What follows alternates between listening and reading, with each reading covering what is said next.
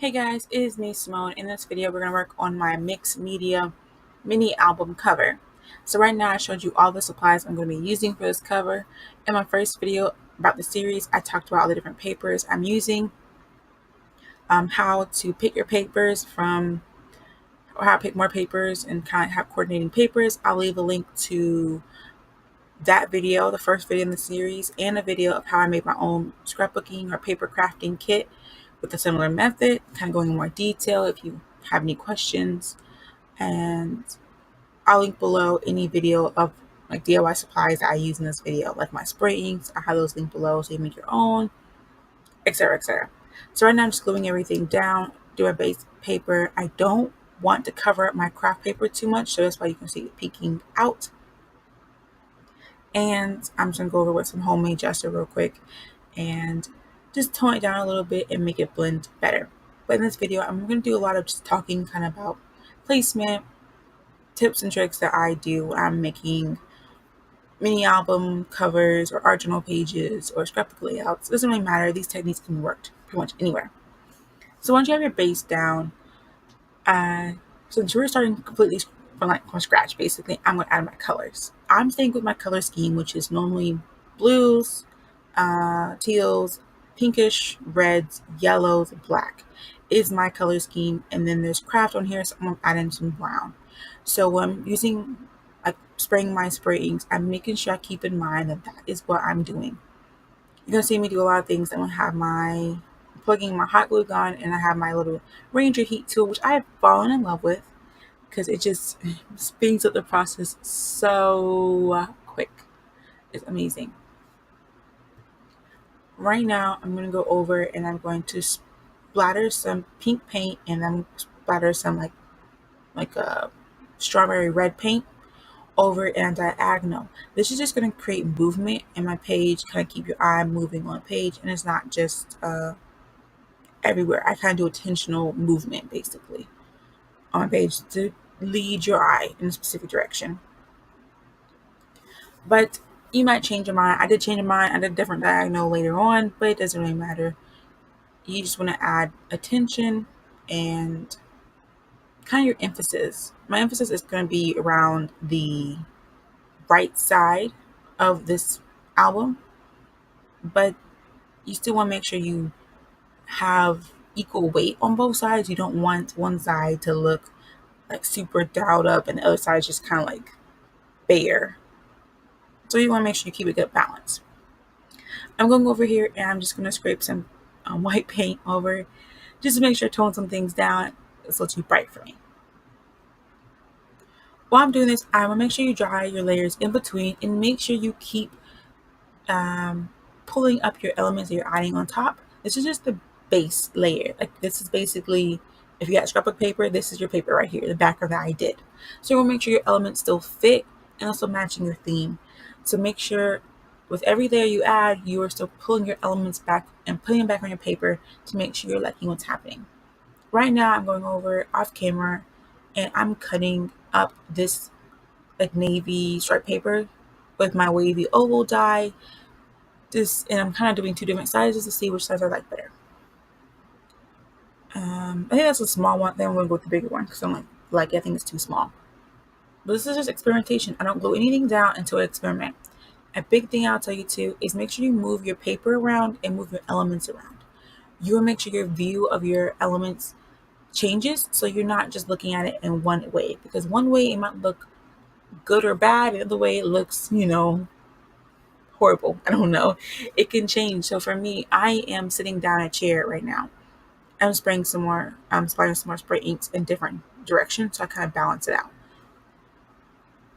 Right now I am standing the book up, changing the locations of everything, seeing how I like everything. Do I want to change this? Do I want to change that? And making sure I'm sitting down. I might stand up later on. You don't want to just see it at one angle because that's not the angle you're going to see it at when you open the book, when you give it to somebody else. So make sure you're seeing at different angles and seeing maybe what we should add, take away, etc. I'm going over all my elements I'm adding and I'm just spraying them with some, now that's some Terra Angel, like bronze spray, and then I add some white paint to the edges so everything blends in and doesn't stick out too, you know, harshly. Because you do want everything to seem seamless, basically. So, a big thing you see right now is I don't put many elements directly in the middle. Um, Normally, my main image is not directly in the middle, it goes past the middle, off the edge, to the left, to the right. But normally, I don't put things directly in the middle. Most like designers will tell you not to put too many things directly in the middle. It's up to you. I break this rule sometimes. Sometimes I put it in the middle, sometimes I don't. Like, I think that's somewhat in the middle right there. But it just depends on what you like. There's some rules out there that people do follow. And as somebody who did take some art classes, you can choose to ignore them if you do want to. Just ideas, things you can think of, maybe to help you get different perspectives on your art pieces. So I'm actually going to go off camera pretty soon and let others dry. I'm going to add some yellow paint, some more splatters, some gold paint, some blue paint, and I think that's everything I added. So you see it did change a little bit. I couldn't help it. I wanted to do some more stuff while it was drying, and I just had to get a new SD card because my SD card was full, basically. Um, but as I said before, you just want to just do something that you like. So even if that does break the rules and your items are technically in the middle, oh no, who really cares? Just make sure you like what you're doing. But I still like my piece to have some type of movement in it and to still draw your attention. So sometimes I will put something off center, whatever. Right now you see me popping things up. Big thing. You notice I popped up the oval. I did not pop up the circle piece in the back. I popped up some of the flowers. The reason I do this is just add dimension and add interest. If everything's just flat on your page, it's not going to look as pretty as when you have dimensions, poking out. Something showing here, something not showing there. I think the most interesting pieces kind of give you some type of dimension. It's basically the same thing of just having a foreground and your background. So what do you want people to notice first and notice second? So that's what I pop up. My flowers, my oval, and then you notice those little circles in the back. You don't want everything to be just like together. So I'm pulling in some glitter. I'm going to add some glitter to the middle of those flowers. See what I want to do. I thought about adding the trim, but I wasn't really liking it. So I'm just going to add some hot glue in some corners and then just spill out this chunky glitter. And that is a blue color because I wanted to add some more blue in here. So the pink wasn't just taking over too much. But just taking baby steps. These things, you learn over time. You watch other people do artwork and you see what they're doing. And then you just play around, and you might like it one day, you might not like it the next day. But it doesn't hurt if you just play around and try it. Most of these things I do for myself. So it's not like I need them to be perfect. And I know that if I'm happy with it, I know someone else will be happy with it too. So right now I'm adding these tiny little heart sequin confetti mix to the center. And those things got everywhere. I found them on my other projects later on. So just glob a hot glue. It's just quicker than putting down wet glue. White glue, I meant saying white glue. But I'm getting pretty much finished with this page. I could have actually just left it like this. It looks pretty like this, but I wanted to add my last element, which is kind of my focal point. But as I said before, it's up to you. And to me, this did not look complete at the angle when I was looking at it. And when I pulled it up, it just didn't look complete to me. So I'm going to go through, I'm going to add these butterflies. I'm picking out colors that I feel are not on my page enough. So this blue, I feel like it's not really a lot of blue on my page. So I'm going to add the blue in there.